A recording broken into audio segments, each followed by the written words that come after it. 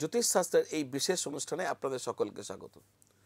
দর্শক বন্ধু, আমি দেখেছি আপনারা বিভিন্ন আলোচনা শুনে বা বিভিন্ন কারণে কোথাও থেকে ইনফরমেশনস পেয়ে বেশ কিছু জিনিস আপনারা বাড়িতে লাগানোর চেষ্টা করেন। বলেন এটি নাকি ফেংশুইয়ে বলা হয়েছে, অর্থাৎ ফেংশুই তার জ্ঞান অনুযায়ী আপনারা বেশ কিছু জিনিস বাড়িতে লাগাবার চেষ্টা করেন। চীন দেশের জনপ্রিয়তম একটি পুরানো এই বিদ্যা ফেংশুই, এটা নিয়ে কোনো বিতর্ক নেই, এটা চীন দেশের একটি বিদ্যা। কিন্তু আমি চীনে যাব কেন, যখন আমাদের ভারতবর্ষের ঐতিহ্য তো এরকম নয় যে 200-100 বছরের, অত্যন্ত প্রাচীনকাল থেকে এই আমাদের এই সংস্কৃতি চলে আসছে। তো আমাদের এই সংস্কৃতি কিন্তু যথেষ্ট শক্তিশালী, যথেষ্ট পুরানো। আমাদেরকে অন্য কোথাও আমাদেরকে যাওয়ার কোনো প্রয়োজন হবে না, যদি আমরা আমাদের যে সংস্কৃতি সেটিকে খুব ভালো করে অনুধাবন করতে পারি। দর্শক বন্ধু, আমাদের যা ধরোহর রয়েছে, আমাদের যা সংস্কৃতি রয়েছে, আমাদের শাস্ত্রকাররা, আমাদের শাস্ত্র থেকে যে জ্ঞান আমরা পাই, আমাদের ঋষিরা, আমাদের মুনিরা, আমাদের সন্তরা, আমাদের শাস্ত্রকাররা যে জ্ঞান আমাদের দিয়ে গেছেন, সেই যে ভাণ্ডার, সেখানে মণিমাণিক্য রয়েছে। দর্শক বন্ধু, আমাদের চীন, জাপান এদিক ওদিক একদম যেতে হবে না। আমরা ভারতবর্ষের এমন কিছু, আমি কেনই কথা বলছি, আপনি দেখেছি, আমি আমার ব্যক্তিগত জীবনে দেখেছি, আপনাদের সঙ্গে যখন মিট করি, আপনারা বলেছেন আপনারা পাকুয়া মিরর বলে একটা কোনো জিনিস নিয়েছে আপনাদের ঘরে লাগিয়েছেন। কি না, তো পাকুয়া মিরর আপনাদের ঘরকে সুরক্ষিত রাখবে, অশুভ শক্তি ঢুকতে দেবে না। এটা চীন দেশের বিশ্বাস, একদম ঠিক। ফেংশুই শাস্ত্রে এটা উল্লেখ রয়েছে। পাকুয়া মিরর চীন দেশের মানুষজন ব্যবহার করেন, আমি দেখেছি তারা ব্যবহার করেন, যে অশুভ শক্তি ঢুকবে না বলে দরজাতে পাকুয়া মিরর লাগিয়ে রাখেন। যে বাড়িতে পয়সা টয়সা যত বেশি, তারা সব থেকে বড় পাকুয়া মিরর বসিয়ে রাখেন। তো মুশকিলটা কী হচ্ছে জানেন, যেই ওখানে পাকুয়া মিরর লাগানো হয়, উল্টো দিকের বাড়িটি সে কিন্তু লাঠি নিয়ে বেরিয়ে আসে। কেন জানেন? পাকুয়া মিররের দর্শনটা হচ্ছে যে নেগেটিভ এনার্জি ওর মধ্যে পড়ে সেটা উল্টো দিকে প্রবাহিত হয়, অর্থাৎ নিজের বাড়িতে না ঢুকে অপরের বাড়ির দিকে ধাবিত হয়। তো অপরের বাড়ি ওই এনার্জিটাকে গ্রহণ করবেন কেন, উনি আরও একটা বড় লাগাতে থাকেন, যাতে ওনার কাছ থেকে আবার এদিকে আসে, এই যুদ্ধটা আরম্ভ হয়। এটা ফেংশুই।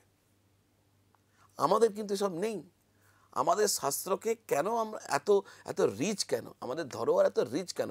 আমাদের শাস্ত্রে এমন কোনো যন্ত্র নেই যে যেটা উল্টো দিকে প্রবাহিত হয়। যেহেতু আমি পাকুয়া মিররের কথা বললাম, আমাদের সনাতন ভারতের একটি যন্ত্রের কথা বলবো, তার নাম হচ্ছে বাস্তু মাৎস্য যন্ত্রম সুমঙ্গল যন্ত্রম। আপনি যদি দরজায় লাগান তাহলে কি হবে, এটি নেগেটিভ শক্তিকে অ্যাবজর্ব করে নেয়, শোষণ করে নেয়, উল্টো দিকে যায় না। তাহলে পাকুয়া মিরর কেন লাগাবো? আমাদের যখন ভারতবর্ষে এত সুন্দর সুন্দর যন্ত্রম রয়েছে, সেগুলোই যদি আমরা ব্যবহার করতে পারি আমাদের জীবনে, আমরা যা চাইছি, যেভাবে চাইছি, যে অসুবিধাগুলো দূর করতে যাচ্ছি, সেগুলো নিশ্চিতভাবে দূর করা সম্ভব। আমি একটা উদাহরণ দিয়ে আপনাদের বলার চেষ্টা করলাম, ফেংশুইয়ের দিকে আমি কেন আকৃষ্ট হব। আমাদের ভারতবর্ষে কি টান পড়েছে? আমাদের ভারতবর্ষের ঋষি মুনি, সন্তকাররা, ঋষিরা, শাস্ত্রকাররা কি তারা কোনো অভাব রেখে গেছেন যে আমাদেরকে এদিক ওদিক তাকাতে হবে?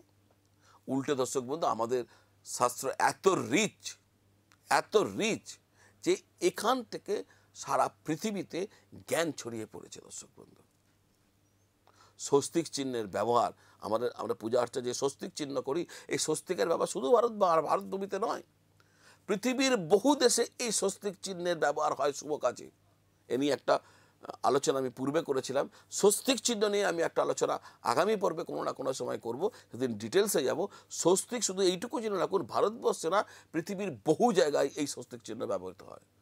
আমাদের ভারতবর্ষের জ্ঞান পৃথিবীর বাইরে ছড়িয়ে পড়ছে, তারা উপকৃত হচ্ছেন। তাহলে আমরা নিজেদের যে দেশের যে জ্ঞান, নিজেদের দেশের সংস্কৃতি, এটা যেহেতু আমরা আমাদের সমস্যাকে দূর করতে পারি। আর সেই পর্যায়ে এই আলোচনায় আপনারা এই যে ফেংশুইয়ের বিভিন্ন জিনিস আপনাদের ঘরে প্লান্ট করেন, কেন করবেন? আমাদের এখানে কিন্তু কিচ্ছু অভাব নেই।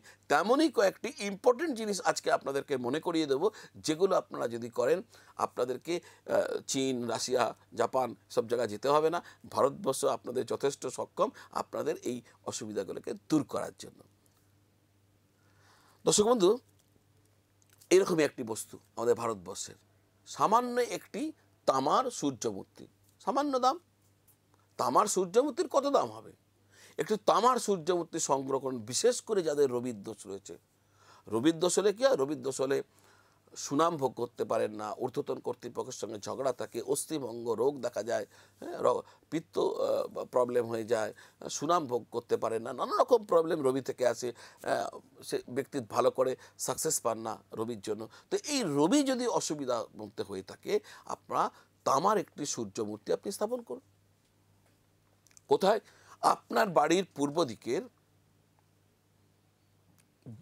দিকের যে ফ্লোর, মেঝে, সেই মেঝে থেকে 7 ফুট উপরে তামার সূর্য মূর্তি, শুধুমাত্র সূর্যের মুখ তামা দ্বারা নির্মিত, যে কোনো সাইজ হোক, এটা স্থাপন করুন ফ্লোর থেকে 7 ফুট ওপরে।